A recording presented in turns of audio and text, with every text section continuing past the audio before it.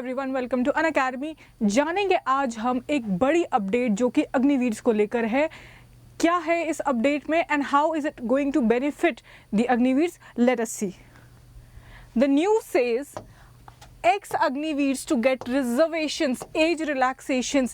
It is coming from the CISF, BSF, CRPF chiefs. ex-Agniveers इस term को ध्यान देंगे, यानी कि वो अग्निवीर जो सेवानिवृत्त हो चुके हैं, who have already completed their tenure in armed forces. Chief of CISF, BSF and CRPF have said that 10% post of the soldiers will be reserved in respective forces for former Agniveers. That is, 10% of jobs will be kept reserved in all future appointments for the constables. Mark this position. In physical test also they will be given exemption along with the relaxation in the age. ऐसा कहा जा रहा है कि जो youth या जो बच्चा, अगर मैं कहूँ, बिकॉज एज बहुत ज़्यादा नहीं है, अगर उसने अग्निवीर का टेन्योर पूरा किया है, he must be physically fit, and इसीलिए जब वो एक्स अग्निवीर बनेगा तो उसके लिए फिजिकल टेस्ट का जो मायना है उसको हमने रिलैक्स कर दिया है।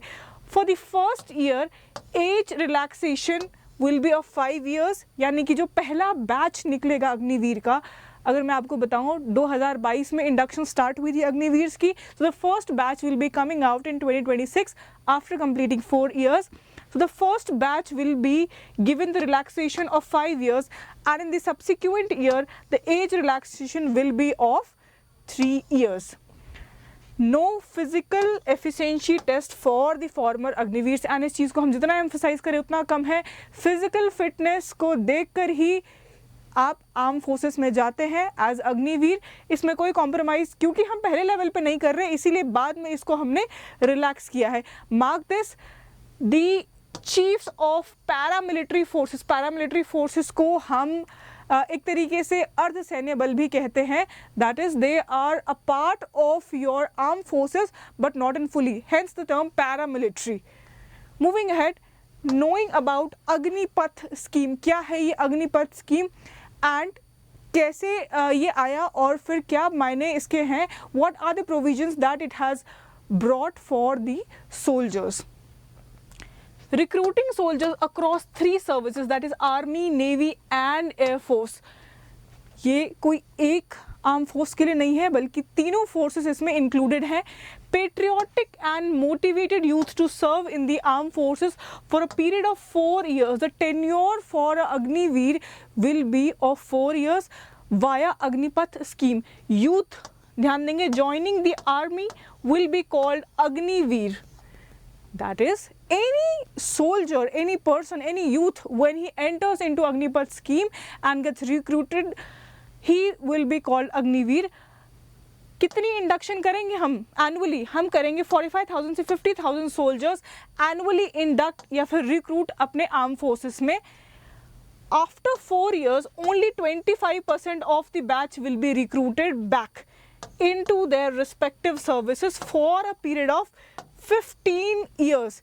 यानी कि 4 years बहुत बड़ा टेन्योर नहीं है। अगर हमें ग्रेजुएशन कोर्स को देखें, for example engineering degree, that is somewhat 4 years, और यहाँ पे हम क्या कह रहे हैं कि अग्निवीर को सिर्फ 4 साल की ही सर्विस है।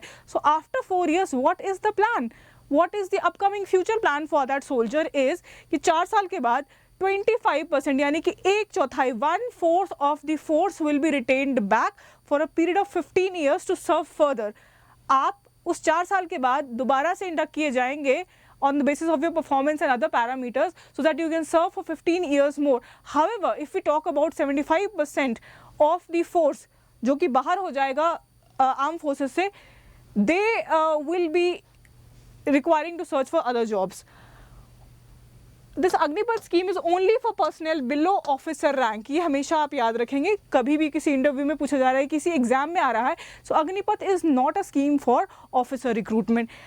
Aspirants below the age of 17.5 to 21 years will be eligible to apply. आप eligibility age भी देख सकते हैं, 17.5 to 21 years. Absolute the aspirant must be a youth.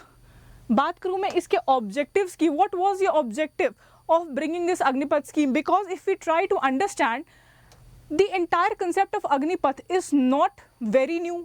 Soldiers पहले भी इंडक्ट किए जा रहे थे एंड इनफैक्ट एक लंबे टेन्योर के लिए इंडक्ट किए जा रहे थे.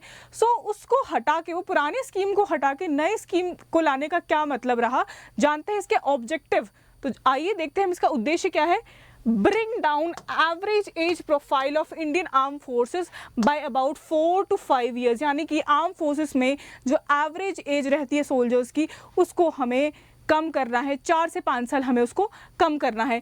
कितना रहता है average age in forces? It is 32 years. You will see an average soldier of mostly 32 years of age in the arm forces, जिसको हम लेके आएंगे 26 साल पे. Okay, we want the average age to be brought down to 26 years in 6 to 7 years. This will eventually take time, but ultimate aim is to bring down the average age. It will be providing an opportunity to the patriotic and motivated youth. यानी कि इस scheme के objective के तहत ये कहा जा रहा है कि एक अपॉर्चुनिटी देगा यूथ को मोटिवेटेड और डिसिप्लिन रहने में. Talking about the benefits of Agniveer, हम जब भी कोई करियर ऑप्शन या जॉब देखते हैं, we do analyse the benefits. Similarly certain benefits Agniveer will also be getting. Let's see. Completion of the 4 years of service, a one-time सेवा निधि package.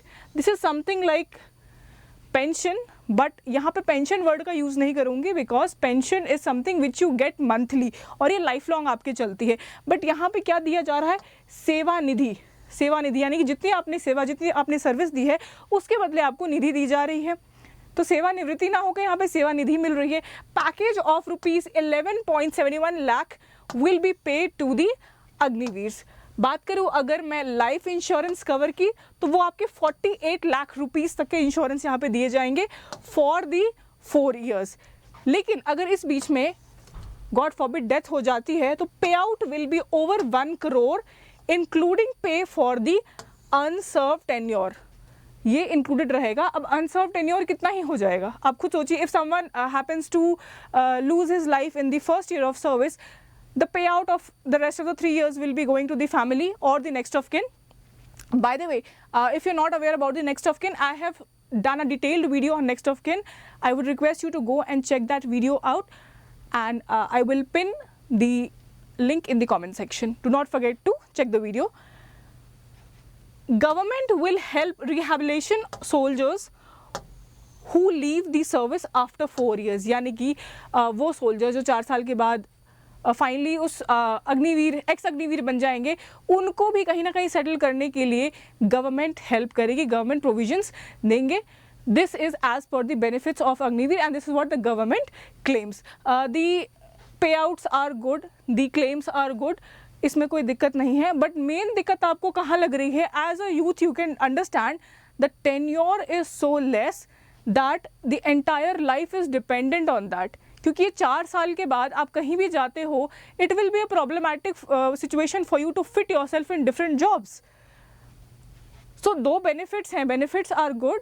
Still the scheme is under controversy and the scheme has been question again and again. इसी के साथ हम देखते हैं concerns. Difficult to find other jobs. अभी हमने just discuss किया. Why is it difficult to find other jobs? Because यहाँ पे हम देखते हैं कि skill set will have a mismatch. Skill set will have a mismatch यानी कि मार्केट में जो भी जॉब्स अवेलेबल है या उसके साथ के जो भी लोग हैं, यानी कि same age group youth is skilled differently, whereas Agniveer was skilled differently, and once he is out of the service in the market, it becomes difficult for the Agniveer to find a suitable job.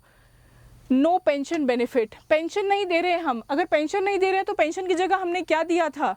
आप comments में बताएंगे. अगर हमने pension नहीं दिया था तो हमने क्या, पेंशन के बदले हमने एक अमाउंट दे रहे हैं, एक फंड दे रहे हैं. Please mention that term in the comment section. Third concern is training में बिकम इनफेक्टिव. अब देखिए, किसी भी जवान को तैयार करने में ट्रेनिंग काफ़ी ज़्यादा उस पर खर्चा होता है, काफ़ी ज़्यादा उस पर इन्वेस्टमेंट होता है, एंड मोस्टली काफ़ी रिसोर्सेज, काफ़ी मैन पावर उसके पीछे लगाया जाता है, so that the soldier is up to the mark of the defence forces. This training that has been incurred by the government, especially in case of Agniveer, the training is of 6 months. That training will become ineffective once the person is out of the services and the service tenure was of just 4 years. So ये एक बहुत बड़ा concern है कि हम इतना खर्चा जहाँ कर रहे हैं वहाँ पे हम उससे उसका पोटेंशियल एक्सट्रैक्ट नहीं कर पा रहे. After 4 years we are saying goodbye to that Agniveer. And third and the most concerning of all is permanent employment नहीं है अग्निवीर स्कीम में. You are inducted for a short service commission. You can say कि ma'am आपने तो कहा था कि कुछ फिर वापस भी इंडक्ट कर लिए जाएंगे, that is 25%. Again mind you वो भी फुल टाइम के लिए नहीं है. It is again not serving as a permanent commission. So I hope you have understood the concerns associated with this. क्योंकि इतने गहन कंसर्न्स हैं इस स्कीम को लेकर एंड इस स्कीम में इंडक्ट किए जाने वाले सोल्जर्स यानी कि अग्निवीर को लेकर, इसीलिए बहस का मुद्दा बना रहता है ये. एंड बहुत ज़्यादा कॉन्ट्रडिक्ट एंड कंडेम किया जाता है इस स्कीम को, not only by the arm forces but also by the aspirants who are ready to give their life for the nation. So I hope आपको समझ में आया होगा how this scheme has brought certain update in the form of relaxations and reservations, but ultimately what we find that it is somewhere difficult for the aspirant to keep switching jobs and shape himself for the betterment of himself and society and the country. I would like to know from you what perspective as an aspirant you hold. आप please share करेंगे अपने view points, because बहुत ज़रूरी है. आप arm forces में जाने की तैयारी करते हैं, सो आपको पता होना चाहिए कि किसी भी प्रकार की पॉलिसी जब हमारे देश में चल रही है तो how much beneficial is it from the country's perspective, from the national security's perspective, from the youth perspective. So please put your viewpoints in the comment section regarding this update, regarding this entire scheme rather. With this we come to the end of the session. Here I am leaving you with question and I would like you all to attempt the question in the comment section. I sincerely read all the comments put by the students, so make sure you do not forget to answer the question in the comment section. The question says, after 4 years only 25% of the batch will be recruited back into their respective services for a period of, if you have heard the video correctly with full concentration, I have discussed this in the video. Here are your options: 5 years, 10 years, 15 years, 20 years. So mark your answers in the comment section. I'll be there waiting for your answers. With this we come to the end of the session and I hope you've learned something better today, and also use your analysis to understand what is happening in the country. We at Unacademy are celebrating Vijay Divas to commemorate our martyrs. Flat 30% off plus up to 6 months free extension has been given to you. Certain batches are running, which is Raftar Rapid Revision batch for CDS and NDA 2024, the upcoming exam. And if you want to completely prepare for the next year, you can enroll in Manzil Complete batch again for CDS and NDA. These two batches are running currently. They have started from 12 July. So do not waste your time. Time is precious. Go and enroll yourself. Prepare better. Milestone classes are also running on YouTube. Make the maximum benefit out of these classes. PDF for current affairs are curated by top educators. You can get the PDFs through the description box. इस video के description box में सभी links दिए गए हैं. Please avail your PDFs from there. You can also join us on Instagram and Telegram, जहाँ पे आपको हर अपडेट के बारे में पता चल जाता है. अगर कुछ भी पोस्ट हो रहा है, कोई वीडियो आई है या फिर कोई नोट्स अपलोड किए गए हैं तो. So do join us on Telegram and Instagram also. We come to an end of this session. I hope you have learned. Keep learning, keep sharpening your skills, shine brighter. Let's crack it. Jai Hind.